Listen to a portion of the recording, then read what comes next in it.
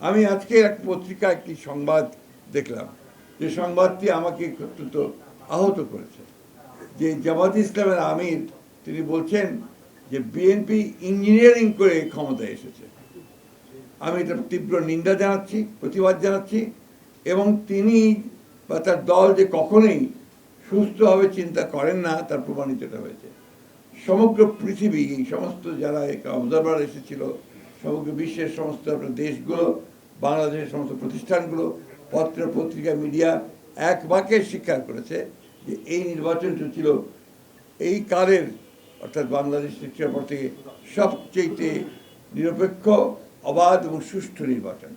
এবং সেই সুষ্ঠু নির্বাচনের মধ্য দিয়েই বিএনপি তার জনপ্রিয়তার মধ্য দিয়ে 213টি আসন লাভ করে সে সরকার গঠন করার সুযোগ পেয়েছে। সুতরাং জামাতে ইসলামের আমিরের এই বক্তব্য আমি আবার আমরা প্রত্যাখ্যান করছি, শুধু নয় নিন্দা জানাচ্ছি এবং ক্ষোভ প্রকাশ করছি।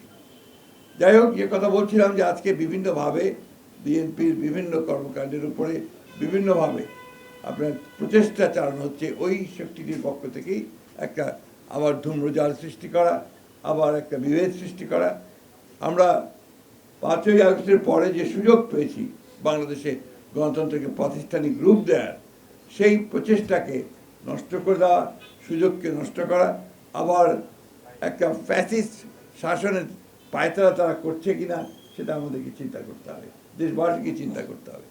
ভিন্নভাবে দেশকে আবার স্বৈরাচারের মধ্যে তারা নিতে চায় কিনা সেটাও আমাদেরকে চিন্তা করতে হবে। এবং তাদের যে অতীত ইতিহাস, সেই ইতিহাস আমরা সবাই খুব ভালো করে জানি।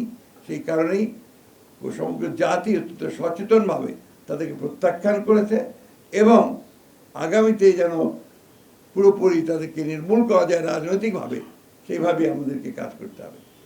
সেই কারণেই এই পয়লা মের যে সমাবেশটি এখানে অনুষ্ঠিত হবে আমাদের পার্টি অফিসের সামনে, দুপুর 2টায়, না নামাজের পরেই এই সমাবেশে প্রধান অতিথি হিসেবে উপস্থিত থাকবেন আমাদের দলের চেয়ারম্যান এবং বর্তমানে বাংলাদেশের সবচেয়ে জননন্দিত প্রধানমন্ত্রী জনাব তারেক রহমান। বাংলাদেশের স্থিতিশীলতা, রাজনৈতিক স্থিতিশীলতাকে বিনষ্ট করবার জন্য একটি পক্ষ প্রথম থেকেই প্রচেষ্টা চালিয়ে যাচ্ছে। সে নির্বাচনের আগে থেকেই, তখনও অফুরন্ত মিথ্যাচার, প্রোপাগান্ডা, ফেক ইনফরমেশন, আপনার সোশ্যাল মিডিয়াকে অন্যায়ভাবে ব্যবহার করে, আপনার অনৈতিকভাবে ব্যবহার করে বিএনপিকে জনগণের কাছ থেকে সরিয়ে দেওয়ার একটা প্রচেষ্টা চলেছে, কিন্তু সেটা সক্ষম হয়নি, সফল হয়নি। এখনও আবার দেখেন যে সমস্ত কার্টুনগুলো করে তারা দিচ্ছে এবং সেগুলো নিয়ে যে প্রচেষ্টা তৈরি করছে, খুব স্পষ্টভাবে বোঝা যায় যে ওই শক্তি যা বাংলাদেশকে অস্থিতিশীল করতে চায় তাই এই কাজগুলো করছে। আমরা তীব্র নিন্দা জানাচ্ছি।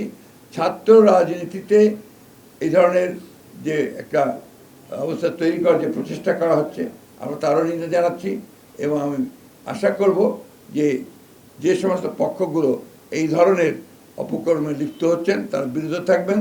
কারণ বাংলাদেশের স্বাধীনচেতা ছাত্র সমাজ, সচেতন ছাত্র সমাজ বরাবরই অপরাজনীতিকে পরিহার করেছে এবং জনগণও পরিহার করেছে।